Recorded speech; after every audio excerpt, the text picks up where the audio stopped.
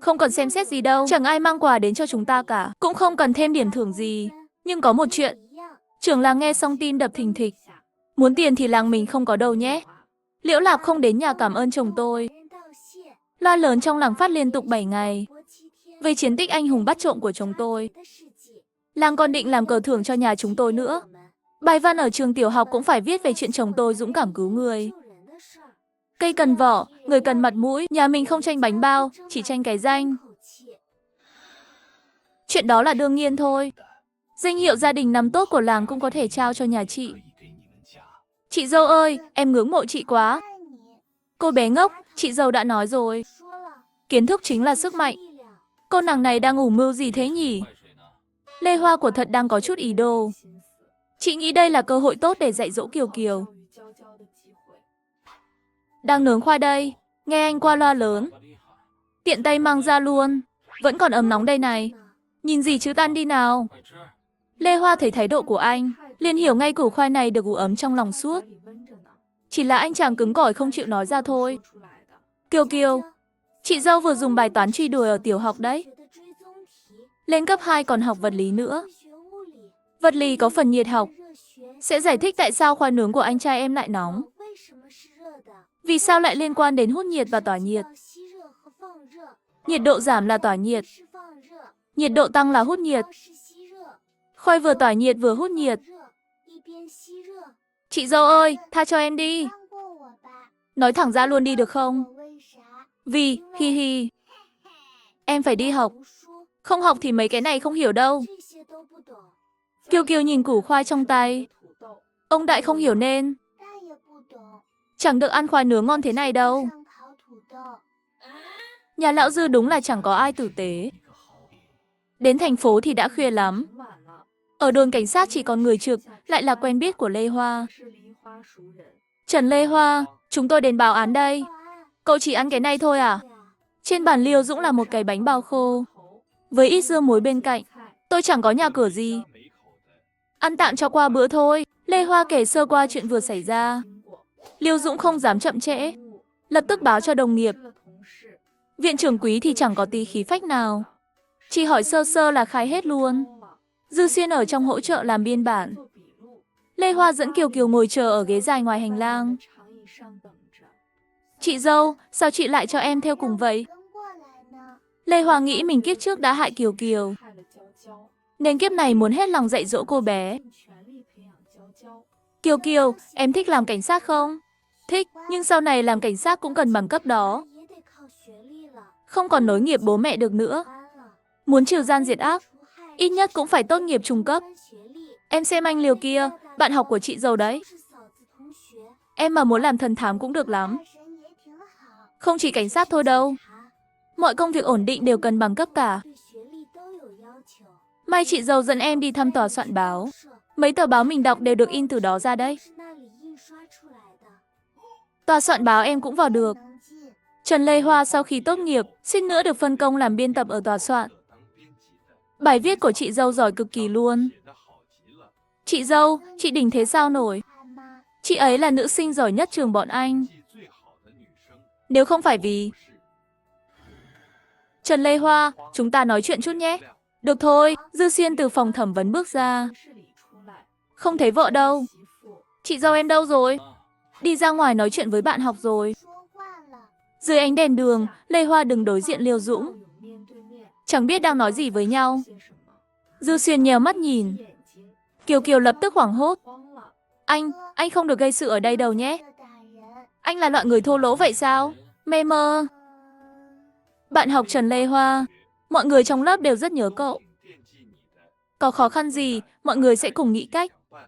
Liêu Dũng còn định tổ chức quyên góp để giúp Lê Hoa thoát khỏi làng quê. Bạn học Liêu Dũng, mình rất cảm ơn sự quan tâm của cậu. Nhưng cuộc sống hiện tại là điều mình mong muốn. Chồng mình có rất nhiều điểm tuyệt vời đấy. Chồng mình yêu thương gia đình, trung thủy với hôn nhân, nóng bỏng và mạnh mẽ, làm việc lớn không câu nệ tiểu tiết. Nói gần thôi nhé, hai tên xấu xa vừa bị bắt ở làng mình. Đều là anh ấy dẫn người đi bắt. Mang trong lòng nghĩa lớn vì đời, mà vẫn trân trọng những phút giây ấm áp. Dư Xuyên bước tới vừa nghe được mấy lời này. Dù da mặt dày như anh cũng ngỡ ngàng. Đầu óc quay mỏng không biết đâu là đâu. Cái này là nói về anh sao? Bạn học Liêu Dũng. Mình muốn hỏi về chuyện của Viên Du Du. Ai cơ? Nghiêm Thiết Đầu. Cái người thay cậu vào tòa soạn báo ấy. Khi phân công công việc tốt nghiệp, Lê Hoa lại đúng lúc bị ốm.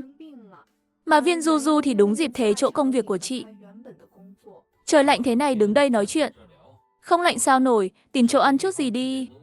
Ngồi xuống từ từ nói chuyện. Lời anh nói khiến cậu hơi bất ngờ, không ngờ anh lại nói được câu lịch sự thế. Đơn vị họ sắp xếp. Mê mơ. Vào quán ăn rồi.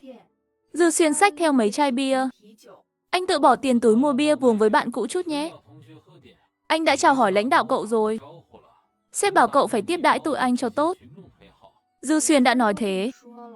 Liêu Dũng cũng đành phải tiếp chuyện. Mấy chai bia tuột xuống bụng. Liêu Dũng đứng dậy định đi vệ sinh. Bạn học Liêu, để anh đi cùng cậu nhé. Lê Hoa nhìn anh đầy nghi ngờ. Anh chàng này lại định giở trò gì đây? Đợi hai người quay lại. Liêu Dũng mặt mày xị ra như của bóng xẹp. Dư Xuyên thì mặt đỏ hồng hào. Còn Dư Xuyên đi làm gì thì... Chắc là lúc đi vệ sinh vô tình khoe tài năng chút thôi. Điểm vượt trội. Quả là vượt trội thật. Chẳng giống người thường chút nào. Hơn cả người thường luôn. Quay lại phòng rồi. Lê Hoa kéo Dư Xuyên, mai em muốn đi tòa soạn báo. Có chuyện muốn nói với anh. Chị kể lại ân oán với Nghiêm Thiết Đầu. Em biết anh muốn giúp em hả giận. Em cũng tin anh làm được cực kỳ tốt. Nhưng chuyện này anh phải để em tự xử lý. Nếu không phải tự tay em giải quyết, sau này em nằm mơ cũng toàn chuyện này. Đánh vài trận là xong thôi. Lắm chuyện làm gì? Anh còn đánh cả con gái à? Lúc nó bắt nạt em, có coi mình là con gái đâu. Sao anh phải xem nó là người chứ? Anh muốn đánh thì đợi em xử lý xong đã. Em không xả giận xong, thì anh đừng có động tay. Đàn bà đúng là phiền phức. Thái độ này của anh coi như ngầm đồng ý yêu cầu của Lê Hoa. Sáng hôm sau, mấy người ăn sáng ở quán ven đường. Nhìn người thành phố ăn mặc sáng sủa. Kiều Kiều hơi thắc mắc. Chị dâu, sao chị không ở lại thành phố làm người sang chảnh vậy? Vì sao à? Ở bên anh trai em, chị đã là người sang chảnh nhất rồi. Hả? Nói bậy là ăn đòn nhé. Kiều Kiều chẳng hiểu mấy lời ngọt ngào của hai vợ chồng. Ngẩn ngơ hỏi tiếp. Làm vợ anh rể lêu lổng cũng là người sang chảnh sao? Nhà mình còn chẳng có xe đạp. Cũng chẳng có việc ngon cho chị. Dư Kiều Kiều, em ngứa đòn hả? Em nói thật mà. Nhà mình giờ đúng là chưa có xe đạp. Nhưng sau này sẽ có thôi. Chỉ cần chúng ta chăm chỉ làm việc, sống thật thà tử tế, mọi thứ sẽ tốt lên dần. Còn công việc thì... Ánh mắt Lê Hoa hướng về người phụ nữ mặc váy đỏ phía trước. Khẽ nhếch mép cười. Cũng sẽ có thôi. Viên Du Du cũng phát hiện ra rồi. Lê Hoa đang định quay người bỏ đi. Bạn học Viên, lâu lắm không gặp. Bạn học Trần, sao cậu lại ở đây? Tôi không được đến sao?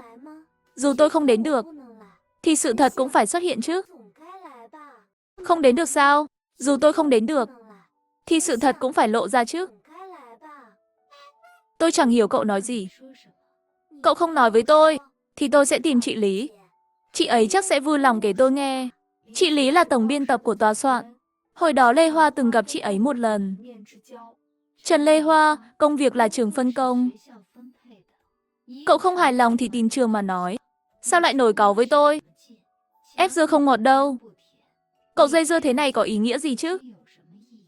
Dư Xuyên vốn hứa với Lê Hoa không can thiệp. Nhưng nghe câu này thì không ngồi yên được. Dưa ép ngọt hay không tụi tôi chẳng quan tâm. Chỉ muốn bẻ nó xuống thôi. Củ dưa đó vốn là của tụi tôi. Bẻ hay không là quyền của tụi tôi. Không ngọt cũng chẳng sao. Chấm đường, trộn gỏi, nấu canh. Tụi tôi thích thì làm. Anh ta là ai? Là chồng tôi. Một anh chàng hơi nóng tính chút. Giờ cậu có thể nói chuyện riêng với tôi chưa? Trần Lê Hoa, lần này cậu đến làm gì vậy? Tôi biết hết rồi. Lê Hoa chỉ dùng 5 chữ. Đã đập tan vẻ bình tĩnh gượng gạo của Viên Du Du. Tôi bị bệnh thế nào? Bác sĩ trực đã khai hết rồi. Cậu giấu không nổi đâu. Tôi tìm chị Lý, công việc của cậu. Còn giữ được không đây? Bị đuổi việc, hồ sơ có vết nhơ. Còn chỗ nào nhận cậu nữa? Trần Lê Hoa, tôi xin cậu. Tôi cho cậu tiền. Tha cho tôi đi. Xin cậu đừng đẩy tôi vào đường cùng. Viên Du Du khóc lóc thảm thiết. Bố tôi bị cao huyết áp. Mẹ tôi bị bệnh tim. Bố mẹ tôi không chịu được kích động. Tôi đúng là có lỗi với cậu. Tôi sẵn lòng bồi thường. Nhưng cậu đừng làm tôi tiêu đời. Cậu hại tôi là hại cả gia đình tôi. Tôi van cậu đấy. Nếu Lê Hoa không có trải nghiệm từ kiếp trước, có khi sẽ mềm lòng bỏ qua cho cô ta. Chỉ tiếc giờ chẳng còn như xưa. Cậu dựa vào đâu mà nghĩ gia đình cậu đáng thương? Thì tôi phải đương nhiên tha thứ cho cậu. Bố mẹ tôi thật sự bị bệnh. Phá hủy công việc của tôi là lấy mạng họ đó. Trần Lê Hoa, hồi ở trường, cậu thấy mèo chết chó chết cũng khóc. Cậu không thấy cả nhà tôi tiêu đời chứ? Giờ tôi thấy mèo chết chó chết vẫn khóc đấy. Vậy cậu sẽ tha thứ cho tôi đúng không? Không, tôi không tha thứ. Nhưng sau khi cậu trả giá, tôi sẽ vì bố mẹ cậu nuôi ra cái đồ vô dụng như cậu. Mà buồn bã rơi vài giọt nước mắt. Viên Du Du kinh ngạc nhìn Lê Hoa. Chẳng hiểu lắm ý của chị. Tôi thương bố mẹ cậu. Không dạy được đứa con tử tế. Tôi cũng tiếc cho lựa chọn sai lầm của cậu. Nhưng chuyện tôi trả thù cậu là hai đường thẳng song song, chẳng liên quan gì đến nhau. Cậu đùa tôi sao? Không đâu, tôi rất nghiêm túc bày tỏ thái độ. Cậu muốn ép tôi chết. Cậu muốn tôi tiêu đời. Là cậu tự chuốc họa thôi. Lúc bỏ thuốc tôi, cậu có nghĩ đến cảm nhận của bố mẹ cậu không? Cậu biết bố mẹ bị bệnh, mà vẫn làm chuyện như vậy. Trời bắt đầu lất phất tuyết rơi. Dư Xuyên ra hiệu cho Lê Hoa nhanh lên chút. Anh không muốn vợ và em gái bị lạnh đâu. Lê Hoa cảm thấy lòng ấm áp, ngẩng đầu nhìn trời tuyết rơi. Trần Lê Hoa, tôi năm nay mới 20 thôi. Cuộc đời tôi chỉ vừa bắt đầu. Cậu không thể để tôi còn trẻ thế này. Mang một vết nhơ, bị đuổi việc rồi tôi còn làm gì được. Đúng vậy, 20 tuổi. Tuổi đẹp biết bao. Sao ở cái tuổi đẹp thế này, cậu lại làm chuyện xấu xa vậy chứ? Lúc bỏ thuốc tôi, cậu có nghĩ tôi cũng mới 20 không?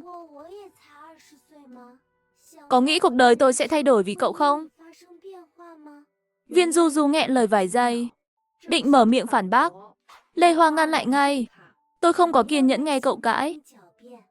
Chẳng có đôi tai nào bị cái miệng thuyết phục hoàn toàn đâu. Giờ tôi cho cậu hai lựa chọn. Thứ nhất, cậu tự xin nghỉ ở tòa soạn. Thành tâm xin lỗi tôi. Nợ nần giữa chúng ta coi như xong. Lựa chọn thứ hai là gì? Cô ta không muốn từ bỏ bát cơm sắt khó kiếm này. Thứ hai, tôi đá cậu ra khỏi đó. Cậu vẫn phải thành tâm xin lỗi tôi. Còn nợ giữa chúng ta, tùy tâm trạng tôi quyết định. Xong hay chưa xong nhé? Thế chẳng phải giống nhau sao? Cậu đùa tôi à? Không giống đâu. Cậu chủ động nhận lỗi. Khả năng tôi nguôi giận sẽ cao hơn. Tôi hết giận thì cậu với tôi là người dưng. Tôi sẽ không trả thù cậu nữa. Cậu nên mừng vì người cậu đụng là tôi, chứ không phải chồng tôi. Viên Du Du lùi lại một bước, mặt mày mèo mó, quay sang mắng Lê Hoa. Trần Lê Hoa, cậu không có bản lĩnh tìm việc tốt. Chạy đến đây ghen tức tôi thì được gì? Có bằng chứng thì đi kiện, đi làm ầm lên đi. Tôi không tin qua lâu thế rồi. Cậu còn giữ được bằng chứng gì? Ôi, xem ra cậu bỏ qua lựa chọn thứ nhất rồi. Cậu bớt làm màu đi. Tôi không sợ cậu đâu. Đồ vô dụng chẳng ra gì như cậu. Đáng đời sống tệ thế. Cậu chẳng có gì trong tay. Viên Du Du mắng xong, vội vàng bước đi thật nhanh. Lời khuyên không cứu được, con ma cứng đầu này. Dư Xuyên mặt tối sầm bước tới, đầy vẻ tức tối. Con nhỏ xấu xí đó mắng em, mà em cứ chịu đựng thế sao? Hi hi hi. Bị mắng mà còn cười, lạnh đến ngốc luôn rồi à? Em cười vì sau này em không phải ác mộng nữa. Anh biết không, có thời gian dài em không tha thứ cho bản thân. Sao thế? Em thấy mình hồi 20 tuổi sống ngốc nghếch quá. Em ghét bản thân cứ bị người ta tính kế. Em không thể tha thứ cho cái tôi ngu ngốc trước kia. Vừa rồi đối mặt với Viên Du Du, Lê Hoa, thấy tâm trạng mình khác hẳn. Em phát hiện mấy kẻ xấu xa đó cũng chẳng thông minh hơn em. Họ cũng ngốc lắm. Sở dĩ họ thành công chỉ vì họ chẳng có giới hạn đạo đức. Người từ bỏ giới hạn, luôn lợi dụng lòng tốt của người khác để đạt được mục đích. Những người tốt chịu thiệt không phải vì ngốc, mà vì quá lương thiện. Nói gì mà văn vẻ thế hả? Thì em nói câu anh hiểu nhé. Rồi em dẫn anh với Kiều Kiều vào tòa soạn. Ồ, xử nó. Xử hay không thì tùy tâm trạng anh thôi. Nhưng trước đó, em phải làm cho nó mất việc đã. Chuyến xe cuối về làng mình mấy giờ? Chiều 2 giờ. Giờ là 7 giờ 50 phút sáng. Đủ rồi, nửa ngày là xong trận chiến. Nhưng em cần anh giúp một tay nhé. Lê Hoa ghé tai anh thì thầm to nhỏ. Chị tự tin kế hoạch này đỉnh cao suốt quá trình. Nhưng cần Dư Xuyên tin tưởng tuyệt đối. Dư Xuyên nghe xong im lặng một lúc. Lê Hoa hơi lo lắng nhìn anh. Hai tay thì anh mới chịu chạy việc. Anh là người có nguyên tắc. Không nhận mặc cả đâu.